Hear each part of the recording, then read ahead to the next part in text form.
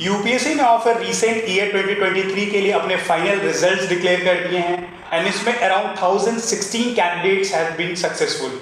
आज हमारे साथ हैं रैंक 31 विष्णु, जिन्होंने अपनी डिजायरेबल पोस्ट के लिए रैंक अचीव की है। तो विष्णु से जानेंगे कि आखिर इनकी कोर स्ट्रैटेजी जो प्रिपरेशन में थी वो क्या थी। सबसे पहले Vishnu, heartiest congratulations civil services chronicle की पूरी टीम की तरफ से that you achieved this feat. Thank you very much. So first of all, I just want to ask you how are you feeling about it कि अभी exam नहीं देना है, you are now going to make your desirable services, तो कैसा feeling है? बहुत ही अच्छी फीलिंग आ रही है।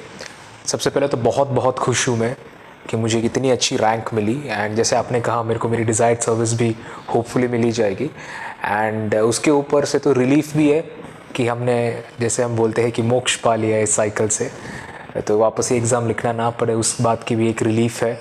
और सभी की खुशी देख के मुझे और भी खुशी हो रही है। मेरे दोस्त, मेरे मम्मी पापा, मेरे दोस्त, रिलेटिव सभी की एकदम सभी खुश है, तो उनके खुशी का कारण मैं बन गया, वो भी मेरे लिए एक बहुत खुशी की बात है। राइट जी। तो विष्णु, स्टूडेंट जो एक बिगिनर एस्पिरेंट होता है, they are normally very curious about जो सिलेक्टेड कैंडिडेट्स होते हैं उनका बैकग्राउंड कैसा होता है। देयर्स अ लार्ज यूफोरिया की प्राइमरी इंस्टीट्यूट से कैंडिडेट सिलेक्ट होते हैं, तो can you please briefly tell us about your background, your schooling, your college and when did you decide to pursue for civil services examination? Sure. I was born in Kerala. I have been brought up in Gujarat. So when I was 6 months old itself, my parents brought me to Gujarat. I did all of my schooling in Gujarat. 11th and 12th में मैंने humanities लिया था। उसके बाद मैंने Delhi saint Stephen's college, Delhi university में BA program political science and economics में graduation किया था 2021 में। 2021 में मैंने एक अटेम्प्ट दिया था just in my graduation year, so I was not prepared, उसमें नहीं हुआ। 2022 में मैंने प्रॉपरली पढ़ाई करके इसमें प्रिपरेशन के साथ दिया था, उसमें मेरा ऑल इंडिया रैंक 394 आया और उस बेसिस पे मैं दानिक सर्विस में एलोकेशन हुई एंड 2023 में luckily I was fortunate enough to get into all India rank 31 and I am hoping to get into the Indian foreign services. So Kunal, Vishnu is aspiring for Indian foreign services, rank 31 है, तो first foreign services के candidate हैं हमारे। So actually इनके पहले just to put it in rank 19 भी I think her first preference is also foreign services. No, we are just telling you are the first candidate that will Okay, I'm sorry. I'm really sorry. That's really. I'm really sorry. So, Vishnu, when did you decide? Was it in the college or in the childhood that you wanted to pursue for the civil services examination? It was actually my mother who instilled in me the idea of an IAS officer. So she was like, there is an IAS officer, civil services is there. So usko dekh lo, ek baar try kar lo if you want to. I was very small back then, so I was like, okay, we'll do that because like what parents say, that is something that we always pursue, right? So I took that, and then when I was a bit matured, I came to know that there is Indian Foreign Service also, Right. and I looked into it, and I really liked the service. So then I decided, okay, Indian Foreign Services would be a dream job that I would be pursuing. And then naturally my inclination to civil services became more stronger when that inclination to the foreign services came ahead. So normally जो ये 31 rank है, इसमें usually candidate जो होते हैं top rank है IAS के लिए चूज करते हैं। जी। तो व्हाट्स द डिस्टिंक्टिव कैरेक्टरिस्टिक कि आईएएस की जगह आपने इंडियन फॉरेन सर्विसेज को पहले प्रेफरेंस दी है? जी, एक्चुअली बहुत लोग मुझे अज्यूम करते हैं कि मेरा आईएएस, फर्स्ट क्वेश्चन आता है कि बेटा तुम्हें गुजरात का ऑर्डर मिलेगा, and but then when I clarify it's Indian foreign service, they are also surprised because as you said कि बहुत सारे टॉप रैंकर्स आईएएस को चूज़ करते हैं। बट आई थिंक बहुत लोग जिन्होंने मैंने बात की है जिनसे, सभी कहते हैं कि उनको भी फॉरेन सर्विसेज में बहुत इंटरेस्ट है, they also want to serve in this service, but it's just that कि the prospect of being away from the family and the homesickness is something which is driving them to not take IFS as the first preference. So this was your third attempt finally? Yes, my third attempt. Right. तो Vishnu, students are normally curious की जो strategy होती है but prelims mains interview के लिए, normally prelims आज के time पे बहुत ही डाइसी सिचुएशन बना हुआ है and you continuously crack, second में आपकी रैंक लगी, थर्ड में आप you have achieve the desired rank, तो आपने कंसिस्टेंटली 2 बार प्रीलिम्स क्रैक किया है। तो प्रीलिम्स के लिए क्या कोर स्ट्रैटेजी होनी चाहिए, आपने क्या क्या रिसोर्सेज फॉलो किए और कैसे प्रीलिम्स के एग्जाम को स्ट्रैटेजाइज किया है? जी, मेरे ओवरऑल प्रिपरेशन में मैंने NCERTs का बहुत ही अच्छा उपयोग किया था। गिवन दैट मेरा ह्यूमैनिटीज़ बैकग्राउंड था तो मैं पहले से ही NCERT से फेमिलियर था 12th स्टैंडर्ड तक की, तो वो मेरे लिए बहुत हेल्पफुल था क्योंकि उससे मेरे जो भी बेसिक्स थे वो एकदम सेट हो गए थे। Then obviously the standard books that all of us refer for polity, it's Lakshmikant. Then for history, modern history, it's Spectrum. Ancient medieval, I used to read the NCERTs that were more than enough for me. Then environment के लिए I read the PMFIA's का booklet. So it was like the book list is same as everybody else for the prelims. But one thing which I really focused on for prelims was कि मैं practice बहुत ज़्यादा करता था। Normally मुझे लगता है कि हम बहुत गलती क्या करते हैं कि हम सिर्फ पढ़ते रहते हैं। तो हम क्यों पढ़ते रहते हैं? क्योंकि हमें लगता है कि हमसे और हो पाएगा, हमसे जो मिस आउट हो रहा है वो हम ख़त्म, मतलब we'll try to cover it at. But I felt कि व्हाट आई फील इज़ कि हम जब टेस्ट देते हैं ना, like I used to do a lot of mock exercise, mock test. तो मॉक टेस्ट देने से we are able to apply the knowledge that we have, because that is also very much important. हम सब ammunitions तो store करके रखते हैं but कभी उसको इस्तेमाल नहीं किया है, तो we don't know whether that will work और not. And secondly this examination में हम सिर्फ नॉलेज ही टेस्ट नहीं होता, it is about how we handle the pressure in the examination hall, how we are able to take risks and choose correctly. Even small things matter, like हमारे कितने attempt हमें करने चाहिए, कितने सही हो रहे, कितने गलत हो रहे, ये सब हमारा रेशियो जो रहता है वो हमें टेस्ट सीरीज़ करके ही वो मिलता है। तो एक्चुअली मैंने भी वही फॉलो किया था, सब ने जो किया वो मैंने भी किया, लाइक स्टैंडर्ड बुक्स मैंने रेफर किए। But more than that I also focused, give equal focus, जितनी पढ़ाई की ही फोकस है उतना ही फोकस मैंने प्रैक्टिसिंग में भी दिया। I solved the question papers as much as I can, and what I did was I followed a time bound approach. Like 2 hours prelims में ओरिजिनल मिलता है, मैंने 1 hour 45 minutes में ट्राई किया, पूरी कोशिश की ख़त्म करने के लिए, बिकॉज जो एक एग्ज़ाम हॉल का प्रेशर है वो कभी अपने घर पे हम रेप्लिकेट नहीं कर सकते, तो उसको थोड़ा रेप्लिकेट करने के लिए मैं 15 मिनट्स पहले का थोड़ा टाइमर रख देता था। And with respect to CSAT, that is something which all of us have phobia about, specially coming from humanities background, हम तो CSAT से बहुत डरते हैं। मेरा ये था कि मैं बेसिक्स तो मैं पढ़ता था CSAT का, जो बुक्स रेफ़र करते थे, जो वीडियोस हम यूट्यूब से देखते थे उसका सब हम सॉल्व तो करते थे, but more than that I gave much more focus. मतलब ये पढ़ने से ज़्यादा मेरा फोकस, पढ़ाई तो येस डेफिनेटली, बट उससे ज़्यादा शायद से फोकस मैंने सॉल्विंग, टाइम बाउंड अप्रोच किया था। वापस 1 hour 45 minutes में मैं पूरा CSAT का पेपर, जो भी टेस्ट सीरीज़ है वो मैं ट्राई करता था सॉल्व करने के लिए, ताकि मुझे एक रफ आइडिया हो कि मैं इतने टाइम लिमिट में कितना प्रैक्टिस, कितना मैं सॉल्व कर सकता हूँ, मेरे कितने सही हो रहे, कितने गलत हो रहे, कौन सा पार्ट सही हो रहा है, कौन सा पोर्शन गलत हो रहा है। एंड मोस्ट इंपॉर्टेंटली CSAT में एक ऐसा स्किल चाहिए कि आपको कुछ क्वेश्चंस लीव करने भी चाहिए, बिकॉज कुछ क्वेश्चंस आपको उलझा के रख देंगे उस लूप में, तो उसमें आप you are doing that at the cost of other questions. तो वो सब हमें पहली बार हम जब कर रहे हैं हमें थोड़ी हिचकिचाहट आती है कि यार मैं नहीं छोड़ूंगा, एक्चुअली सम क्वेश्चंस हमें पता है यार ये मुझसे हो जाएगा, बट बहुत टाइम लेता है। तो मैं क्या करता था, पहले मुझसे भी नहीं होता था ये, मैं यार मैं करके रहूँगा, बट फिर मुझे पता चला कि ये छोड़ने वाला क्वेश्चन है। It's not that it's not doable, it's just that it's not doable with in that time limit. तो इसीलिए मैंने फिर वो धीरे धीरे छोड़ना सीख दिया। तो वो मेजर रीज़न था मेरा टेस्ट करते करते रहना। तो उसके वजह से मैंने CSAT में मेरा थोड़ा आई वॉज लकी इनफ कि I was able to solve that. And इस बार का CSAT पेपर, एंड बहुत लोग एक गलती ये करते हैं कि दे प्रिडिक्ट कि CSAT ऐसा रहेगा तो हम इतने कॉम्प्रिहेंशन करेंगे, इतने मैथ्स करेंगे, reasoning. But I think last year के पेपर से हमें ये सीखनी चाहिए कि हम खुद एजम्पशन करके कुछ जाना नहीं चाहिए। वी शुड नेवर अज्यूम कि पेपर ऐसा होगा, पेपर वैसा होगा। UPSC ने कभी कहा नहीं है कि हम यही रेशियो में पेपर सेट करेंगे। तो इट्स बेटर कि आप वेल प्रिपेयर्ड रहे for the worst, so that कुछ भी मैटर हो आप वो कर पाए। पिछले बार CSAT में मैंने 57 सवाल किए थे 2022 में। अच्छा, हाँ, अच्छा नंबर था मेरे हिसाब से, फ्रॉम आर्ट्स बैकग्राउंड। इस बार मेरे सिर्फ 42 अटैम्प्ट्स हुए थे, तो मैं एकदम बॉर्डर लाइन पे था। Drastic change. हाँ, क्योंकि वो इतना टफ था। मैं 5 मिनट पिछले बार तो मेरे पास टाइम ही नहीं था क्योंकि सवाल करने के लिए थे। इस बार मेरे पास 5 मिनट बचे थे क्योंकि मेरे पास सवाल और है नहीं जो मुझे आता है। मैं ऐसा बैठा रहा, अब मैं क्या करूँ सोच के। तो ऐसा सिचुएशन हो गया था CSAT का। बट वही जो मैंने प्रैक्टिस किया था वो मेरे लिए बहुत हेल्पफुल था। तो आई थिंक CSAT और GS में यही एक स्ट्रैटेजी प्रीलिम्स के लिए। स्टडीज़ तो हम सभी करते हैं, I think all of us follow the same strategy, but what work for me in this was practice. And one more thing is previous year questions, PYQs, what I did was 2014 से लेके अभी तक का paper you prelims के 10 दिन पहले, यदि 10 paper है तो 10 दिन पहले सेम टाइम 9:30 टू 11:30, 2:30 टू 4:30 वही टाइम स्लॉट पे मैं बैठ के 15 मिनट्स का वो पहला एक विंडो लेके मतलब माइनस करके मैं वैसा करता था। तो इससे मेरा ब्रेन भी थोड़ा कस्टम हो गया कि यूपीएससी का वो एक पैटर्न रहता है एंड क्वेश्चंस ऐसे टाइप के, एंड मैं फेमिलियर भी हो गया कौन से क्वेश्चन से हम सवाल देख सकते हैं। ऐसा था मेरा प्रीलिम्स का ओवरऑल एक।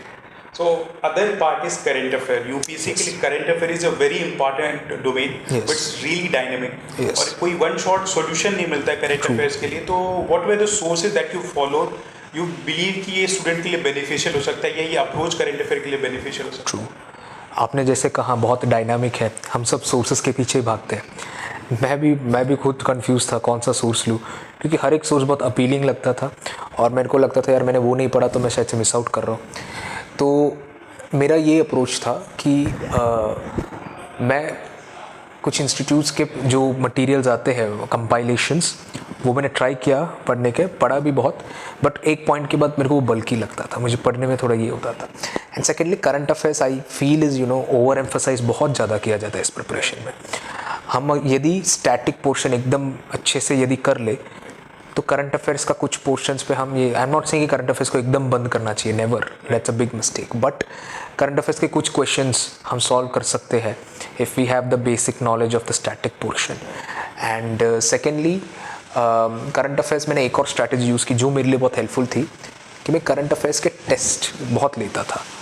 तो उससे क्या हुआ कि मेरे से जो गलतियाँ होती थी वो मुझे याद रहता था। हमारा ऐसा ही रहता है, जो गलती करते हैं हम वो ज़्यादा याद रखते हैं, तो जो भी गलतियाँ मैंने की थी वो मुझे याद रहा था।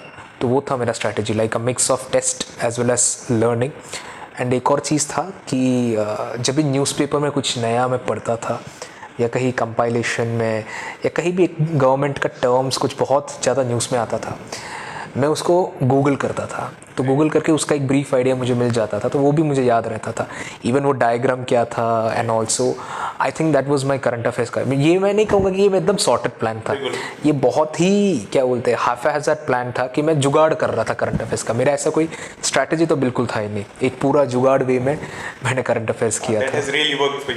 I work for me, but बहुत लोगों को इसकी एंग्जाइटी होती है कि क्या बोल रहे हैं बंदा करंट अफेयर्स, बट एक्चुअली मेरे लिए जो मैंने वर्क किया था कि स्टैटिक मेरा यदि पक्का हो जाता है तो आई थिंक करंट अफेयर्स का भी बहुत पोर्शन हम एक्चुअली आंसर कर पाते हैं एग्जामिनेशन में।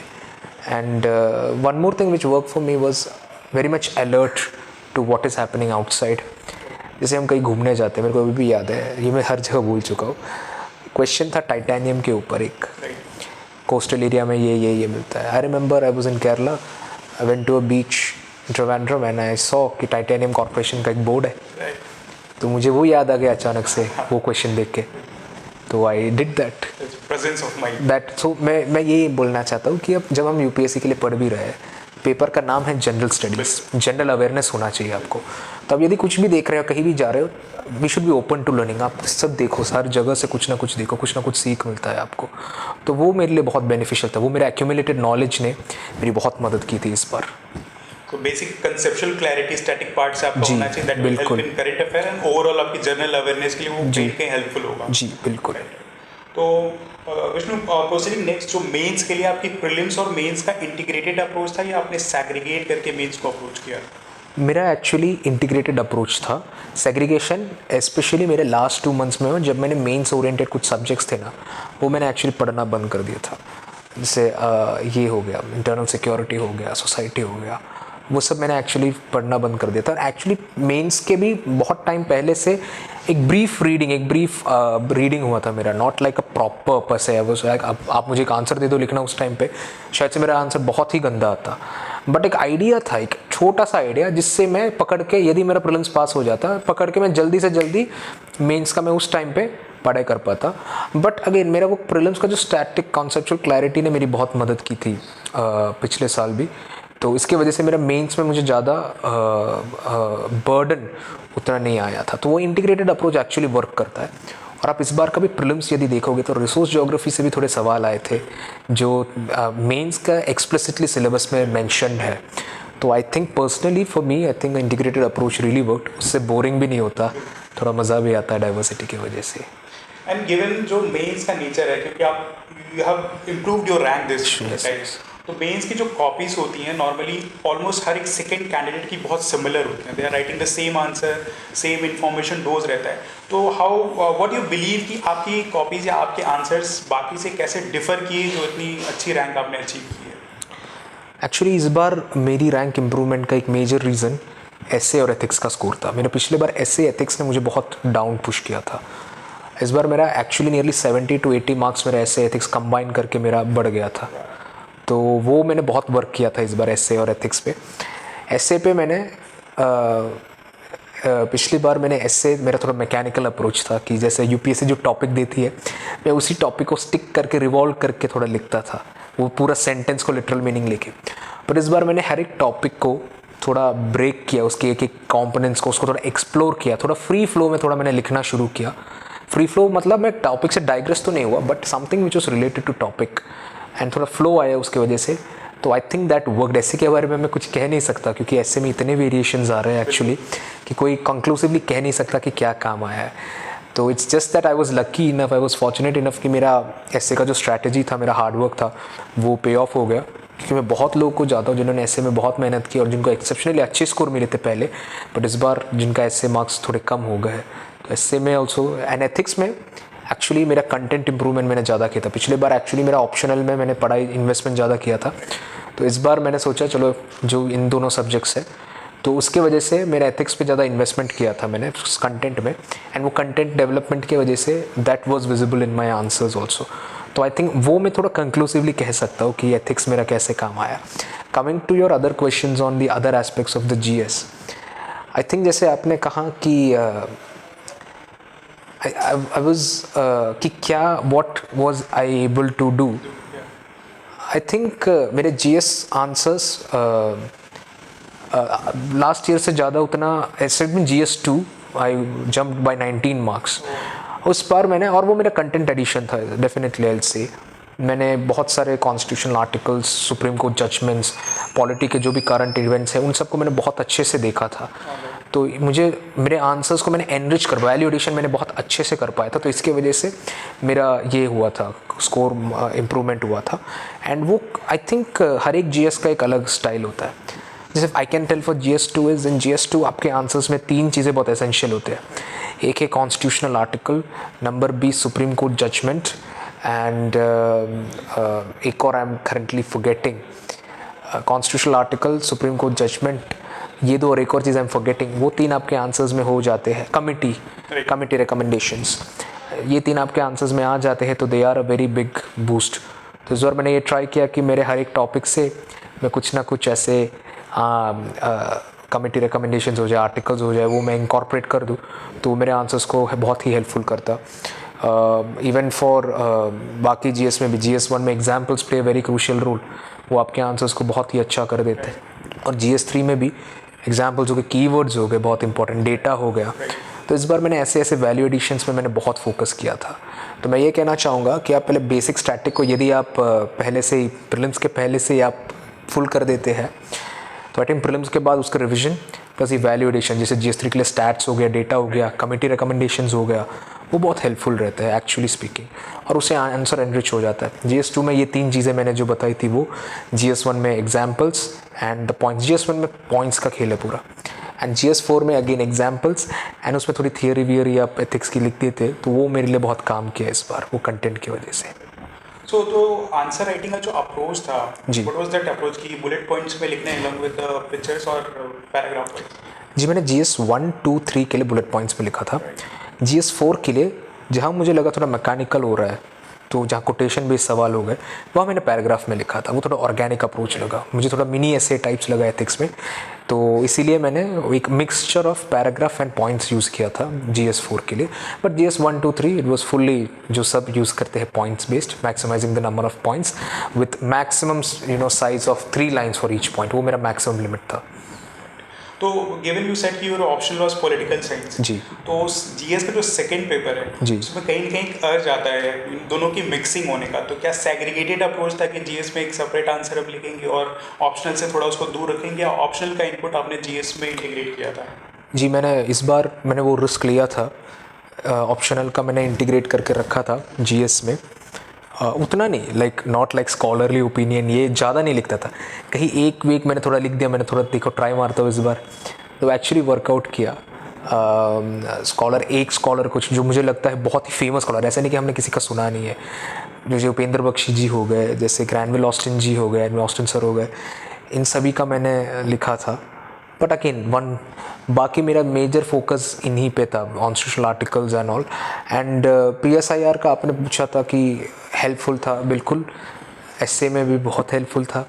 इस बार तो PSIR का एक टॉपिक एसए में आया था, जस्टिस, तो वो मेरा इंट्रोडक्शन एकदम रेडी था, जस्टिस का देखकर ही खुश हो गया था। Cherry on cake. Yes. Ethics में भी बहुत ही हेल्पफुल है PSIR का ऑप्शनल, एक्चुअली नाइकोमैकियन एथिक्स हो गया, प्लेटो हो गया, एरिस्टोटल, वो भी था, जॉन रॉल्स। GS2 में तो आपको पता ही IGP पूरा, तो हम पॉइंट्स लिख सकते हैं। तो वो एक इंटीग्रेटेड अप्रोच एक्चुअली हमको, जहाँ कंटेंट नहीं है वो स्पेशलाइज कंटेंट डालने के लिए हमें हेल्पफुल रह सकता है। बट मेरा ये एडवाइस रहेगी, आप ओवरडू ना करें। आप एक ऑप्शनल टाइप आंसर लिखेंगे तो जस्ट रिमेंबर कि जो आपके एग्जामिनर है शायद से वो समझ नहीं पाए, क्योंकि क्या पता वो PSI बैकग्राउंड से ना हो, तो शायद से आपको बैकफायर कर सकता है। तो ज़्यादा मतलब एकदम फेमस स्कॉलर्स को आप कोट कीजिए एंड मेक श्योर दैट आप जो स्पेशलाइज कंटेंट यूज़ कर रहे हो, you are not using it for the sake of using it. It should have some relevance with your question that is asked there, वरना तो सबको कोई ना कोई लिख देगा, बट मार्क्स तो किसी को कुछ मिलता नहीं है। तो इसीलिए उसको एकदम आप देखिए कि is it making any sense to the question and then use it in your answers. Vishnu, proceeding further, interview का एक्सपीरियंस कैसा था? आपने प्रिपेयर कैसा किया? पैनल में कैसा एक्सपीरियंस था? मॉक इंटरव्यू से अगर कुछ डिफर हो, कुछ स्पेसिफिक एरिया अगर आपके प्रोफाइल पे वो फोकस कर रहे हो पैनल में, तो please if you can tell. जी, मेरा मॉक इंटरव्यू दोनों बार, सॉरी मेरा ओरिजिनल इंटरव्यू पर्सनालिटी टेस्ट, दोनों बार एकदम I would say my scores are diametrically opposite. Last year I scored 201 in my personality test, and this year I could only score 166 in my personality test. तो last year वही same strategy मैंने use की थी last year वाली, but this year I don't know, the honourable chairman found some flaws in my personality which I need to rectify, so उसके लिए 166 ही दिए थे। तो इस बार का I will recall the personality test of this year. I went into the room and the honorable chairman offered me tea, coffee and all. I humbly said, no sir, I'm fine. He said, how are you feeling? I said, I'm feeling very grateful that I'm here finally. He was like, yes, good. And then there was questions about so मेरे background based पूछे थे, तो मैंने farmers यूसाइड पे एक research किया था, research study किया था, तो सर ने उसके बारे में थोड़े क्वेश्चंस पूछे थे। देन उसके बाद सर ने मुझसे 2-3 और थोड़े सवाल किए थे ताकि मैं कंफर्टेबल हो जाऊँ। उसके बाद there was the lady member which who also asked me few questions, like कुछ क्वेश्चंस बहुत रैंडम थे, like name any 2 people who are not academically qualified but have done well in life. तो मुझे उस टाइम पे मैं बहुत ही अचानक से I was caught by surprise, तो मैं थोड़ा स्ट्रेस में आ गया। मैंने बोला, मैं एक name I said Mark Zuckerberg, then I am not able to recollect, I am sorry ma'am, I am not able to recollect currently. Then फिर ma'am asked me questions on my research, specific data which I was not able to recollect because it was done in 2019-2020.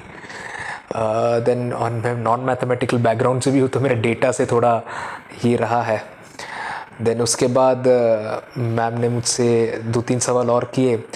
उसके बाद there was this one question on like should India change its foreign policy stance and all, वो भी मैंने answer किया था। Then there was a question on media. बीच में all the panel members were saying you're being too diplomat, it's okay to be true, be honest, and also I was not taking a very anti government stand. So they were pressurizing me to take, but I was like, no sir, it's and then they were like, no, be honest, and also I was like, okay sir, then there was a question on farmers protest, and we had a discussion on that with the final member, and then the chairman again asked me a question on rail fanning. I put my hobby as rail fanning, a railway enthusiast. So the honorable chairman asked me a question about where railways is the central theme, popular literature. I was able to name a few books and movies, and he also suggested some. Then he asked me about sports, why is it blank? I said, sir, I have not been able to represent in a formal way in any team, that's why, but I do play casually. He was like, good, you should play some sports. I said, yes sir. And he came back but I don't know. I was having mixed feelings after the interview. Last time also I was having very mixed feelings because last time interview was also very unexpected lines. This time it was a bit expected. They were asking. Last time it was I had some questions from engineering background, which I had which I had no experience of or knowledge of. But even after that, they gave me good marks. I was very much happy. So I was expecting, okay, they are also testing me, putting me in stressful condition and trying to see. But I don't know, I might have floundered somewhere. So that's why मेरा थोड़ा marks कम हो गए. But grateful my written marks this time saved me. It's really काफ़ी अच्छे होंगे GS से. Yeah, my total 850 marks written आए थे इस बार. So उसके वजह से. How much was there in GS and optional segregated? My optional was 278. मैंने बाकी आगे सेग्रीगेट नहीं किया. मेरे को देखना पड़ेगा एक्चुअली. जब आपने बोला तभी मुझे याद आया. बट जैसे वी बिलीव कि इंटरव्यू बहुत ही सब्जेक्टिव है. कांट प्रेडिक्ट कि क्या मतलब होने के बाद कितने मार्क्स आएंगे क्या. जी एक्चुअली वो सब्जेक्टिव भी है. एंड सेकेंडली यू नो हमें पता नहीं वो क्या मेजर कर रहे हैं. सो हम सोचते होंगे हम बहुत ही अच्छे हैं, but there might be some flaw within us which those people might have noticed, because I feel कि they are people whose experience is way more than our age. So they have a lot of experience dealing with people, so they might have noticed something. Maybe it was not my day on that day, so that's why. So just need to accept that and try to find ways of improvement. Anyhow, you achieved your dream rank, so yeah, that's it. What's gone is gone. Yes. Now UPSC की पूरी preparation बहुत exhaustive है जी. तो last time एक revision का issue रहता है. तो अपनी इस प्रिपरेशन की जर्नी में did you rely on note making आपने रिलाई किया था या, और अगर नोट मेकिंग किया तो what was your strategy around कैसे करना है? जी मैंने मेंस के लिए प्रीलिम्स के बाद मैंने शॉर्ट नोट्स बताए. शॉर्ट इन द सेंस मैंने सिर्फ कीवर्ड्स लिखा था, वो भी इंपॉर्टेंट टॉपिक्स का, बिकॉज मेरी रीडिंग स्पीड थोड़ी ज़्यादा थी. तो I was under the assumption कि मैं पढ़ लूँगा जल्दी से, वो नोट के टाइम पे भी मैं अगला रीडिंग भी कर लूँगा, तो it will be better for my revision purpose. But for mains that was not possible. I realised it this time. So what I did was, जब बहुत ही की टॉपिक्स हैं, इंपॉर्टेंट टॉपिक्स हैं, उनके मैंने एक पेज या 1.5 पेज के मैंने थोड़े नोट्स बनाए थे जहाँ मैंने सिर्फ और सिर्फ कीवर्ड्स लिखा था. तो वो कीवर्ड्स की वजह से मैं जल्दी रिविजन कर पाया था and I could incorporate those keywords in my answer. So अभी आपने एथिक्स और एसे के बारे में एलोबरेटली बता दो. कैन यू प्लीज एलोबरेट कि एथिक्स और एसे के लिए कुछ आपने अगर रिसोर्सेज फॉलो किए हो अपने नॉलेज को एनहेंस करने, तो can you please share with the students? देखिए रिसोर्सेज एज सच मैंने ज़्यादा ऐसा सेपरेटली नहीं किया था. अगेन इट वाज मेरे जीएस का जो नॉलेज था उसको मैंने इंटरप्रिटेशन करके, ऑप्शनल का जो मेरा नॉलेज था वो मैंने यूज़ किया था इधर. एंड आई थिंक मैंने ब्रिटिश एसेज थोड़े पढ़े थे, because I was suggested by one sir कि British essays are the most simplest. So if you are able to do that, that will actually help you improve your mark. Because मेरा writing पहले मुझे बोला था कि आप बहुत लंबा लिखती हो, थोड़ा उसको थोड़ा छोटा कर दो. तो I think that work for मी. तो मैंने थोड़ा ब्रिटिश एसेज पढ़े. तो बाकी तो मेरा नॉलेज बेस था वो तो सेम ही था, जो एक्यूमुलेटेड नॉलेज था एंड जो मैंने जीएस के लिए पढ़ा था वही मैंने इंटरप्रेट करके डाला था इसके लिए. And I think more than that थोड़ी क्रिएटिविटी मैंने बढ़ा दी थी अपने अंदर कि मैंने मैकेनिकल, मैं पहले बहुत जकड़ा हुआ था मेरे ऐसे के अप्रोच में कि मैंने सोचा यार बस इसी टॉपिक पे स्टिक करे कि इसके इर्द गिर्द लिखना है. मैंने ज़्यादा एक्सप्लोरेशन नहीं किया. जैसे for example there was a question about not all who wander are lost, एक टॉपिक था, एंड जस्टिस वाला एक टॉपिक था. तो यदि मैं पिछली बार का अप्रोच यूज़ करता तो मैं सिर्फ ये लिखता not all who wander are lost, उसके बारे में लिखता, वर्ब लिखता but some who wander they are not lost, ऐसा लिख के ऐसा. तो वो थोड़ा जकड़ा हुआ था वो एकदम. बट इस बार मैंने क्या किया, why do people wander, why do we get lost, what happens when we wander, and then उसका काउंटर लिखा. फिर मैंने तो डायमेंशंस मेरे बढ़ गए, तो थोड़ी क्रिएटिविटी भी बढ़ गई. तो आई थिंक वो मेरे लिए वर्कआउट किया था. तो रादर दैन कंटेंट मैंने मेरा अप्रोच ऐसे के लिए चेंज किया था जिससे मेरा मार्क्स बढ़ा था. एंड एथिक्स के लिए एज आई सेड, एथिक्स के लिए मैंने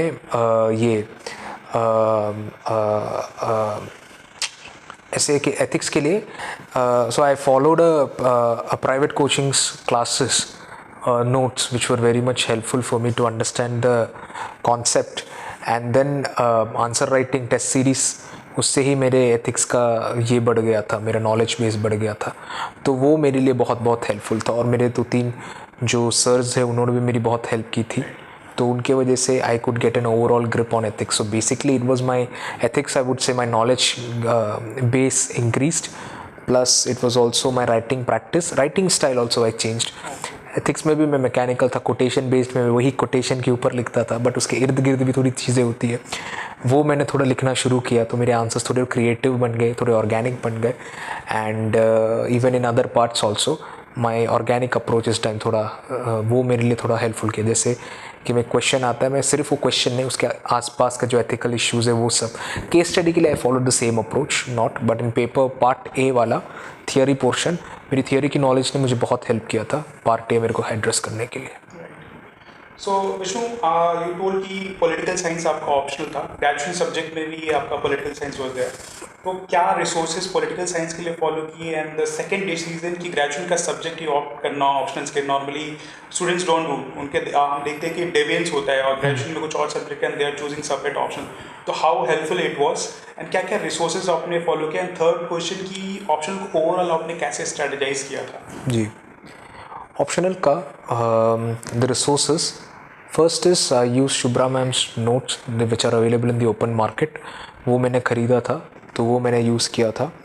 सेकेंडली आई यूज्ड स्टैनफोर्ड की फ़िलासफ़ी की कोई एक वेबसाइट है, नॉट रिकलेक्टिंग दैट, उससे मैंने पॉलिटिकल थिंकर्स के थोड़े आइडियाज़ लिए थे।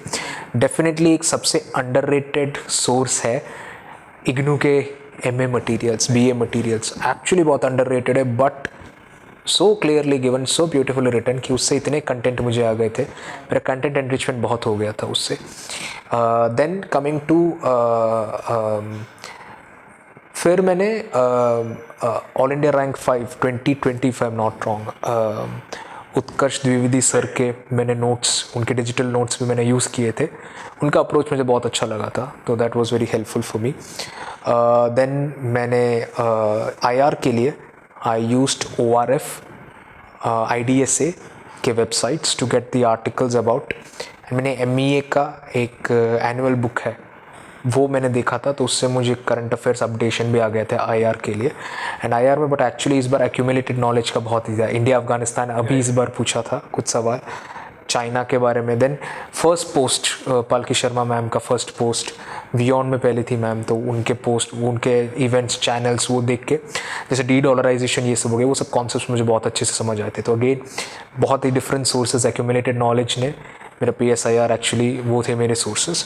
कमिंग टू स्ट्रैटेजी, मेरा आई वुड से 60% of the time went in paper 1 part A, because that forms the core of the political science. तो वो यदि आपका हो जाए तो वो बहुत ही अच्छा रहता है, तो उस पर मैंने बहुत ही फोकस किया था एंड वो मेरे को पे ऑफ भी हुआ है।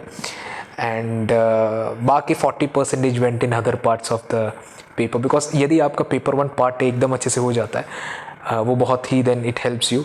And secondly what I did was, मैं क्रॉस कनेक्शंस करता था पेपर 1 का पेपर 2 में, पेपर 2 का, वो सिलेबस के अंदर ही, जैसे कहा जहाँ मुझे लगता था कि मेरे पॉइंट्स यूनिक हो सकते हैं। जैसे फॉर एग्जांपल IR में मैं शायद से पेपर 1 पार्ट A के थोड़े आइडियाज़ लाता था, तो वो मेरा थोड़ा यूनिक पर्सपेक्टिव था कि यार दिख जाता है कि बंदा एप्लीकेशन बेस्ड कर रहा है, it's not that he is only rote learning नहीं कर रहा है, एप्लीकेशन बेस्ड भी कर रहा है थोड़ा। तो मैंने सोचा वो डिस्प्ले करने का एक अच्छा मौका है ये, तो मैंने ऐसा किया था PSIR के लिए। And most importantly daily answer writing I used to do, because again just like GS you have to ensure that your knowledge is shown in your paper. Just having knowledge is not enough, it is also important that you show it on the paper in the best possible manner. तो वो भी मैंने practice किया था time bound approach में, तो वो मेरे लिए this was my overall strategy, like building the content, simultaneously using that content in daily answer writing, and then obviously writing the tests. So Vishnu, the next question is for the beginner aspirant, those who are aspiring to go for the civil services, कि इस preparation के लिए coaching का कितना role है, mentorship का, test series का, इनका कितना रोल है सिविल सर्विसेज की जर्नी में? I think that is a answer that will depend on each student. हर एक एस्पिरेंट पे वो डिपेंड करता है। देखिए, as a student for me personally, मेरे लिए कोचिंग ने और मेंटरशिप ने हेल्प किया है, क्योंकि मेरे को एक डिसिप्लिन टाइम टेबल मुझे उसकी वजह से मिला था, और एक टारगेट बेस्ड अप्रोच की वजह से I had the incentive to learn, and I also got a good peer group to learn from that. तो वो मेरे लिए तो इम्पॉर्टेंट था, क्योंकि मैं एक ऐसा बंदा हूँ जो शायद से ऑनलाइन मीडियम या फिर सेल्फ स्टडी से शायद से मेरे वो डिसिप्लिन नहीं आती कि मैं खुद ये कर पाता। तो हाइंडसाइट में सब बोलते हैं कि ये हो जाता है, हाइंडसाइट में तो डेफिनेटली जब पास हो जाता है तो वी थिंक कि इट कैन हैपन। मेरे लिए पर्सनली आई एम सेइंग कि शायद से मेरे से हो जाता है ये, बट जब मैं उस प्रोसेस में था तो मेरा था कि यार अगर मैं सेल्फ स्टडी करता तो शायद से मेरे से नहीं होता। But I know many people who self study से, हमने कितने टॉपर्स को देखा जो सेल्फ स्टडी इतने डिसिप्लिन थे कि उन्होंने सेल्फ स्टडी से खुद ही एग्ज़ाम क्रैक किया है। तो इधर ऐसा कोई हार्ड एंड फास्ट रूल नहीं है कि ये सिर्फ कोचिंग या सिर्फ सेल्फ स्टडी से होता है, ये सिर्फ हर एक बंदे पे डिपेंड करता है। तो यदि आप में वो डिसिप्लिन है, आपको लगता है कि you can carry forward easily, definitely self study is the game for you. That will be, उसके भी प्रोज है, जैसे आपको टाइम वेस्ट नहीं करना होगा, आपको लगता है किसी टॉपिक के आपको पता है तो you can go on and do any other topic, आप अपने कंफर्ट में रह के कर सकते हो सब, तो वो है। But at the same time if those people who don't have a motivation like not motivation but like a discipline, तो I think उनके लिए सेल्फ स्टडी थोड़ी मुश्किल होगी। एंड ये बहुत ही, जिनको लगता है जो लॉस्ट हो जाते हैं बहुत जल्दी, उनके लिए भी थोड़ा डिफिकल्ट हो सकता है। तो इसके लिए again that is a very subjective answer, it would depend on person to person. But for me personally काम करता है, पर्सनली मेरे लिए तो मुझे काम किया, but for a different people it has work differently and I am sure there are many people, many talented people who have cracked it with self study and I know them personally. So Vishnu, this was third attempt. Yes. तो इस पूरी journey में हर एक aspirant के ups and downs होते हैं जी, emotional turmoils होते हैं, सेल्फ डाउट्स होते हैं जी। तो ऐसा कुछ था आपके साथ, ऐसी सिचुएशंस थी? Emotional turmoils and ups and downs preparation के बीच एक साइक्लिकल, जैसे रिसेशन, ये बूम एंड बस्ट होता रहता है, वैसे ही था। कभी कभी बहुत ही हाई एनर्जी आती थी और मैं बहुत ही पढ़ाई का जोश आ जाता था, कभी कभी कुछ करने का मन ही नहीं करता था, कभी कभी दूसरे मेरे दोस्त प्लेसमेंट लग जाते थे, उनको मेरा किसी को पता नहीं था कि मैं प्रिपरेशन कर रहा हूँ। Only my parents and my मौसी knew that I am preparing for the civil services. तो सबको लगता था यार ये बंदा क्या कर रहा है, बट बाकी बोलते थे यार मेरा इधर हो गया, मैं ये कर रहा हूँ। थोड़ा होता था, वो भी एक रीज़न था कि यार सब अभी अर्न कर रहे हैं, हमें भी कुछ करना चाहिए, और ये एग्ज़ाम थोड़ा अनसर्टेन है। तो जैसे मुझे ही नहीं, ये तो सभी को होता है एक्चुअली इस फील्ड में।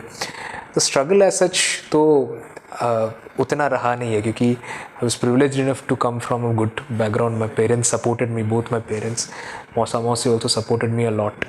बट डेफिनेटली इमोशनली देखा जाए तो बहुत ही ड्रेन्ड हुआ था, एंड अप्स एंड डाउन्स तो बहुत ही रहे हैं। फिज़िकल हेल्थ भी डिटोरेट हो गई थी पूरी, मतलब वेट बहुत बढ़ गया था, वो तो बट सभी एस्पिरेंट्स के साथ होता है। तो मेरे लिए स्पेसिफिक ऐसा कुछ नहीं था, बट कभी कभी होता था नहीं होगा, तो उस टाइम पे मैं ब्रेक ले लेता था। Break in the sense just one day, आज मुझे पढ़ाई का मन नहीं था तो मैं नहीं पढ़ता था, एंड जस्ट यूज टू, मतलब I you love eating food, तो I use to order some food and have it whatever I like. तो मैं जो मुझे अच्छा लगता था वो मैं करता था, ताकि मन को थोड़ा अच्छा आ जाए। सेल्फ ट्रीट बस ये मोटिवेशन था पढ़ाई करने का भी, आगे टारगेट ख़त्म करने का। Now you are in training meanwhile, Yes. तो प्रिपरेशन के टाइम पे हाउ यू हैंडल, मतलब ये थर्ड अटेम्प्ट का प्रिपरेशन एंड जो ये अभी सेकंड में सिलेक्शन हुआ, एक यूफोरिया भी है जी। रैंक लगी लेकिन इम्प्रूवमेंट भी करना है, तो ये जो ट्रांजिशनिंग फेज है ये आपने कैसे हैंडल किया था?